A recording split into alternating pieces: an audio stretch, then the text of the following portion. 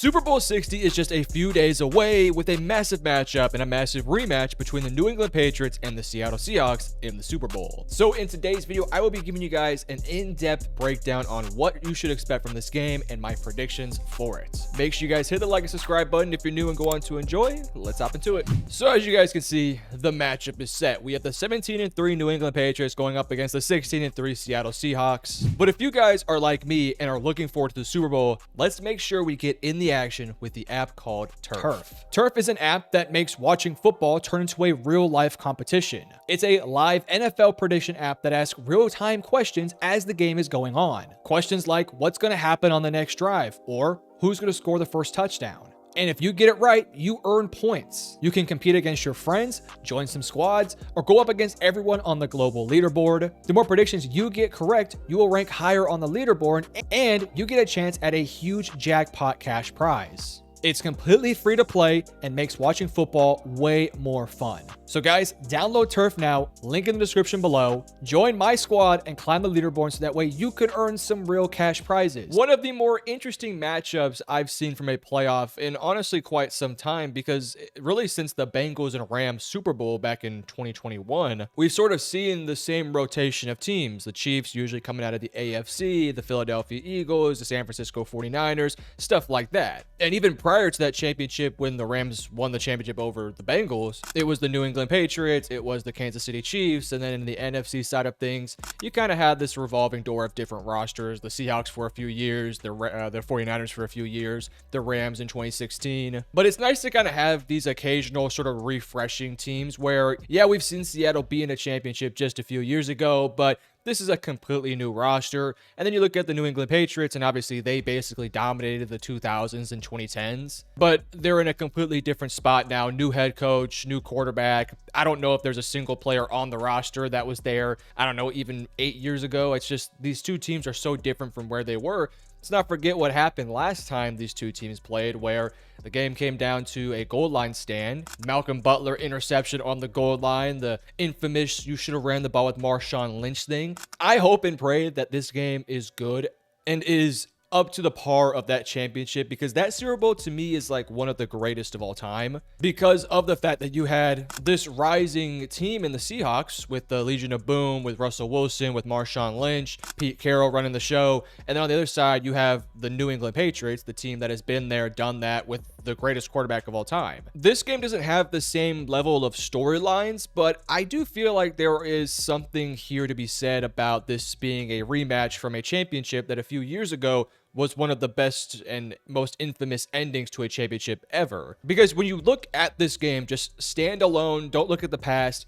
there's really not a lot to love in terms of like storylines between these two teams. Like Philadelphia and Kansas City last year, there was stuff to like there because it was the rematch, right? A rematch of 2023 where the Philadelphia Eagles got back on top. Saquon Barkley was killing it. Jalen Hurts is back. AJ Brown is balling. And Kansas City, can they do it again versus the Philadelphia Eagles? So there was some story there, right? Same with all the San Francisco ones. And Kansas City trying to put together potential dynasty and maybe becoming the better dynasty than New England. Like that was the storyline for those championships. This year, when you just look at this game, like between New England and Seattle, there's nothing really to kind of correlate here, at least not off the top of my head. But both these individual teams themselves have a lot of great stuff coming into this one. These are two football teams that sort of had to rebuild their identity this offseason. The New England Patriots being aggressive in free agency, having an excellent draft class, bringing in Mike Vrabel, resetting the culture, year two of Drake May, and just honestly overhauling the roster. And then for Seattle, the years of Geno, Lockett, DK Metcalf, and those guys, you kicked them out the door. You brought in Sam Darnold, who in and out of himself has one of the greatest stories and comebacks in recent history. You promote JSN to a higher level. You absolutely nail the draft class. You go aggressively in free agency, bringing in guys like DeMarcus Lawrence. And so these two teams, I guess that would kind of be their storyline. The fact that these were two teams that nobody thought were going to be in this game that have ended up becoming the best teams in football. Two teams that last year were either mediocre in terms of Seattle or bad in terms of New England, who overhauled their roster during the offseason, killed the free agent market, nailed the head coaching hire, and of course had a great draft, and now they're in this position. So it's really exciting, man. I think when you look at both these teams, there's a lot to like. Now, with all the storyline stuff coming out of the way, let's now go ahead and actually look at the physical game, the two rosters, the Seahawks and the Patriots. Let's start off with the Seattle Seahawks and just kind of deep dive really quickly on what their roster's looking like. What are they good at? What are they maybe susceptible to, and where I think they can win in this game. We'll do the same for the Patriots, and then at the very end, we'll obviously give my prediction. So this is the Seattle Seahawks stats this year. You can see, I mean, they basically rank top 10 in almost every single position. Second in points per game, 7th in yards per game, 7th in touchdowns per game. Defensively, first in opponents' points per game, 7th in opponents' yards per game, and second in opponents' touchdowns per game. You scroll down, and like, there's really nothing they're bad at. Like, they are top 10 in almost every single important metric. They're such a balanced offense. They're such a well-coached and aggressive defense. On paper, there's really nothing that would call this team flawed in any way. And frankly, they're not really that flawed. They have a quarterback in Sam Darnold who's playing some of his best football. I know there was the concerns about the oblique, but honestly, was overblown completely, and he's totally fine. He looks great. He's had more time to rest. He should be 100% in the playoffs. You have Jackson Smith and Jigba, who to me was the best receiver in the NFL this year, and honestly, I don't think it was particularly close. Maybe him and like Puka Nacua, but JSN was incredible. He's one of the more unguardable matchups, and I think for New England, I wonder how they're going to try and cover him. I wonder if they're going to be in a situation where maybe they isolate just Christian Gonzalez on him, or maybe they just try to double him the entire game. I don't know. But then opposite of him, Cooper Kupp has really gotten going. He's sort of been that safety valve this offense has needed. And then also Rashid Shaheed has given them some explosive plays on special teams. And then occasionally on the offensive end, we saw them early in that, I think it was the NFC Championship game, where they take a shot down the field to Shaheed, and the game was kind of over at that point. So they have the guy in JSN who's the best wide receiver this year. You have the explosive playmaker in Shaheed. You also have a decent tight end room, and you have a trustworthy player in Cooper Kupp. And then in addition to the receivers, you also have this run game with Kenneth Walker that has been really great in the postseason. They're also one of the hardest teams to predict because quite literally, they are 50-50 on pass plays and run plays. I'm not making that number up. You can see the number here, 50% pass play percentage, 50% run play percentage. I don't know if that's ever like actually been done to a complete T where you have an offense that is so balanced and truly 50-50, but it's unbelievable, right? This is the one team in the NFL that has mastered the true art of being balanced. Even if you're not really the most efficient at being balanced, the balance right then and there just makes it to where it's so much harder to predict what this team's going to do. It's harder to predict the play action. It's harder to predict the RPOs. It's harder to predict when there's a run play because it's truly 50-50. It's a literal coin toss. And they're efficient at both. When they pass the football, they can get the ball down the field. They can hit the check downs. They have a quarterback playing very smart football, and you have this run game that's also really good. Now, I guess if there was one flaw to this offense that you can maybe get after Seattle, I would say maybe the interior offensive line is not necessarily their strength, and the fact that Kenneth Walker is the only viable running back out there. So if you can, shore up the explosive playmaking of Kenneth Walker, they don't have a Zach Charbonnet to turn to, who's a bit more of that hammer. So if you can slow down the run game, specifically Kenneth Walker, I think it maybe could open up the Seahawks offense to become a little bit unbalanced.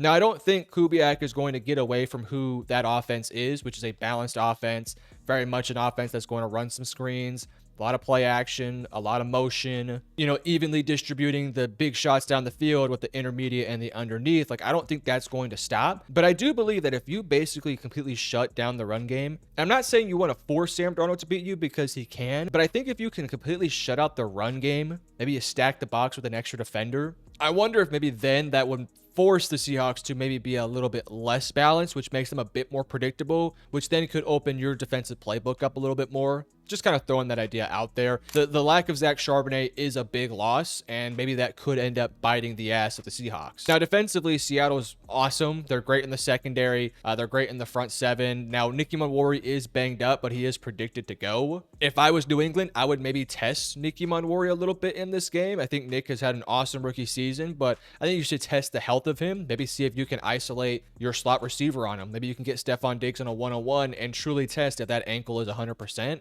Because because if he ends up being a liability out there and he has such an important role in that defense, that could really open up this Seahawks secondary. Because while the secondary is good and has good pieces, Tariq Woolen's been good, Devon Witherspoon's good, Josh Jobe is a solid player, I would still say there are, it's not the best secondary in football. It's good, it's great, it's not the best though. So I think if you are the Patriots, maybe you want to test Nicky Manwari a little bit, see if maybe he can live in that one-on-one with like a Stephon Diggs or one of your more shifty receivers. See if you can isolate him a little bit more. See if you can test that secondary. The Patriots offense has not been great, so I do expect the Seattle Seahawks to really get after Drake May, put pressure on those tackles, because frankly, let's be honest, I don't think that left side of the offensive line can block DeMarcus Lawrence, Byron Murphy, Leonard Williams, etc. So I think that's kind of the game plan for Seattle. Rattle Drake May like he's kind of been all postseason. Get after him. See if they can get some strip sacks. See if they can force some turnovers. Play sound in the back end. And hope that Nicky Manwari is able to go at 100%. I mean, this is a really good defense and a really good offense that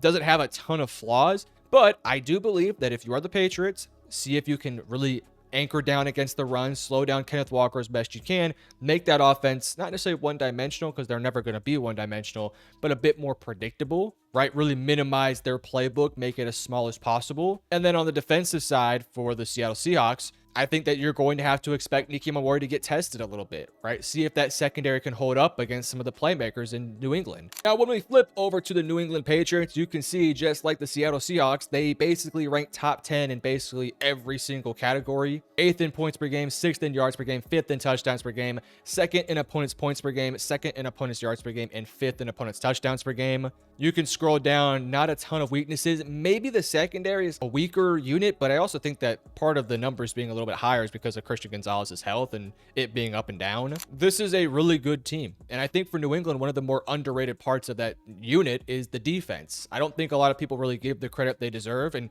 if you've watched this postseason, sure, they haven't gone up against the highest level competition. Obviously, the Broncos offense with Jarrett Stidham was trash. CJ Stroud completely shit himself, and the Chargers offense was not great for the back half of the year because of all the injuries, so you can maybe give it to them in that regard. But I also just feel like this Patriots defense is just that good. Like, they made those quarterbacks, CJ Stroud and Justin Herbert, look very human, and those guys are good football players, at least we think with CJ Stroud, but we know that with Justin Herbert. They've been great all year. They've slowed down the Josh Allens of the world. I know that there's sort of this notion that the Patriots, what do they call them, the Drake, the schedule May, they kind of joke around about how they play such an easy schedule. And look, I'm not going to sit here and try to lie to you guys or gaslight you. Their schedule has not been the hardest this year. But when they have gone up against high-level teams, look at the Buffalo Bills, look at the Buccaneers at that stage of when it happened, they won those games. And in the second game versus Buffalo, look, they had a massive lead in the half. It just happened to be they're a young football team that didn't close the job. So they've gone up against high-level teams and have beat them more times than not. So I don't really take too much into that. Like, sure, I think Seattle is the best team they've played this year by a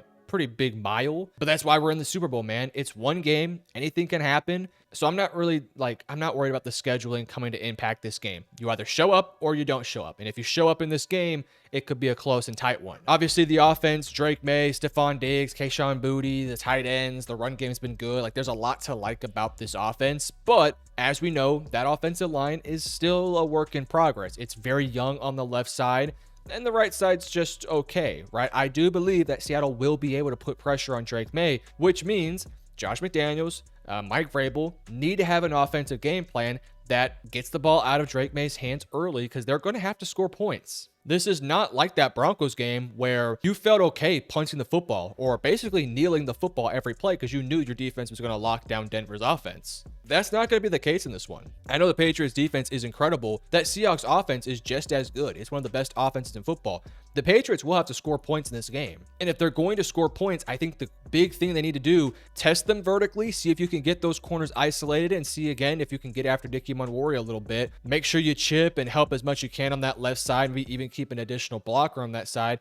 But also screen game, RPO game, being efficient and balanced in the run game, and getting the ball out of Drake May's hands early. if you keep Drake May in a drop back offense where he has to take 2 to 3 seconds to kind of scan the field, guys like DeMarcus Lawrence and guys like Leonard Williams are going to chew up that left side of the offensive line. It's been the Achilles heel for this team throughout the playoffs. I mean, how many turnovers, fumbling wise, has Drake May had? He's had a lot in the postseason. But this is nothing new for the Patriots, right? They have found ways to win games going up against elite, and I'm saying elite defenses. The Chargers, elite defense. Jesse Minter is a head coach in the National Football League.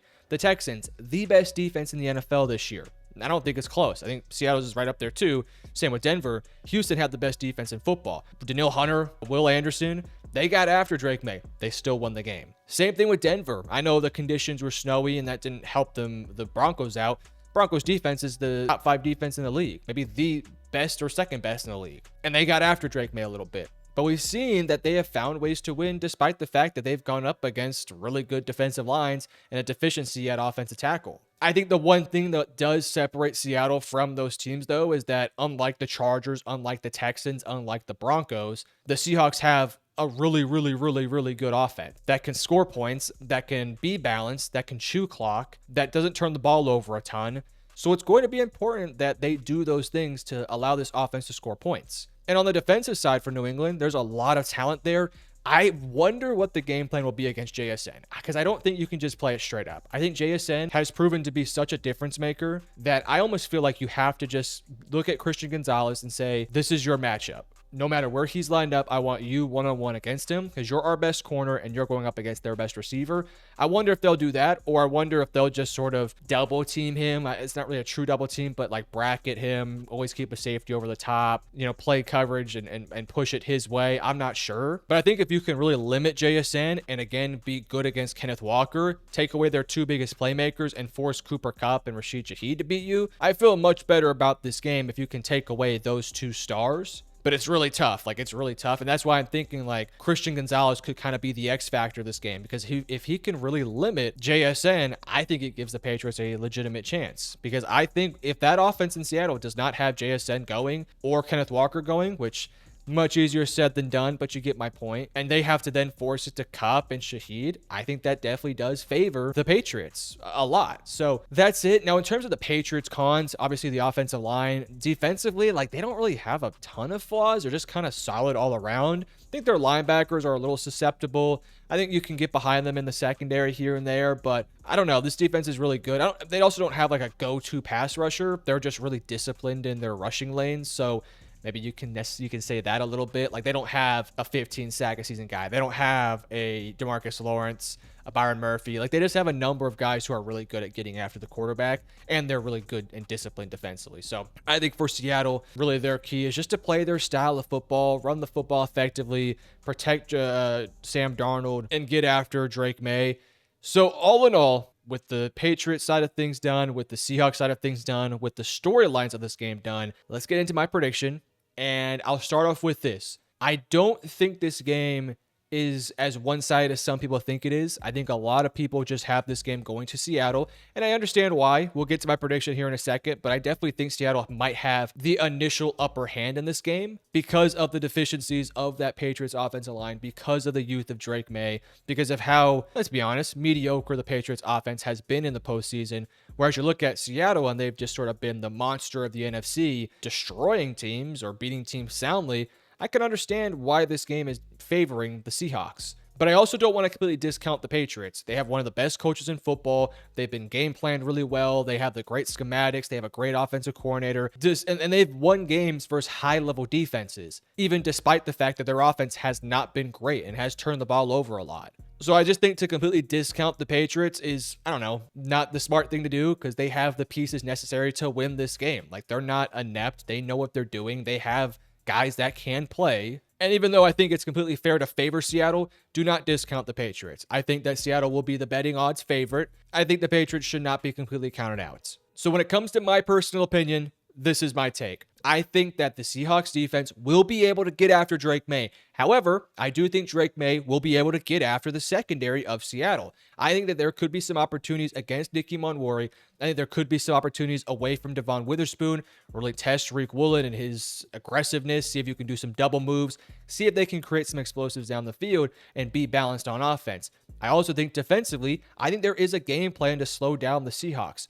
Eliminate JSN, as hard as that is, eliminate him, and slow down the run game of Kenneth Walker and force Sam Darnold and this offense to target and really go after guys like Cooper Kupp and Rashid Shaheed and make those guys beat you instead of the superstars. A lot of that is easier said than done. On the flip side for Seattle, I think they'll be able to get after Drake May. I think they'll force some turnovers. I think offensively, they should be able to get JSN going because they've done it all year long. I mean, what I'm telling you guys about slowing down Walker and JSN, I would guarantee you it's not the first time that teams have had this conversation of let's double team or put our best corner on JSN and let's slow down the run game and force these guys to beat you. It's probably been done to them the entire season. So with everything said, I'm predicting the Seahawks to win the Super Bowl. I know it's not the fun pick. I really wish that I could buy a bit more into the New England Patriots, but I think when you really break it down, for me, the Patriots have been great this year. It's been an awesome story, but they still have deficiencies on their roster, and I just believe they have not gone up against an elite offense during the postseason. The Chargers did not have a good offense. They did not. The Texans did not have a good offense. It was bad. Denver, without Bo Nix, had a bad offense, and the conditions didn't help. I think you're going into a game against Seattle with a quarterback that's on fire, a receiver that's unstoppable, and an offensive attack and game plan that's really hard to scheme up against. Yes, I think the Patriots can slow down that offense and give themselves a chance, which is why I don't think this will be a blowout or a runaway game. But I just have a hard time seeing this Patriots offense that has really struggled in the postseason and has so many deficiencies on the offensive line, mainly the left side with all the youth they have there. I just believe that Seattle will be able to do enough to affect this game. And when it comes down to it, putting pressure on a quarterback, speeding up his internal clock, forcing turnovers, that's the name of the game for the defense. And I just think in this game, I just have a feeling you're going to see that in this one. Again, I don't want to discount the Patriots. I think it's a close game. My final score, my final prediction for this game, give me Seattle in a very tight, fun, back and forth game. I do believe this game is maybe not as intense as the previous Seattle versus New England game. I think Seattle maybe has like an 8-point lead heading into the fourth quarter. Patriots score to make it like a tie game. Seattle holds the ball. They kick a field goal or score a touchdown. I kind of think the game is pretty comfortably in the hands of Seattle by the late fourth quarter. I think they win this game. My final prediction, I'm going to say 27-23 in favor of the Seattle Seahawks. But guys, final prediction of the season. It's been an awesome year. I just want to say to all you guys out there, thank you guys for being involved in the community. If you enjoyed the videos, please hit the like and subscribe button. I will be active throughout the off season. 4 or 5 months from now, when 2026 or 27 season is here, we'll be back making predictions. So again, thank you guys for an awesome season, and let's have an awesome Super Bowl, man. Have a good day. Love you guys. Peace.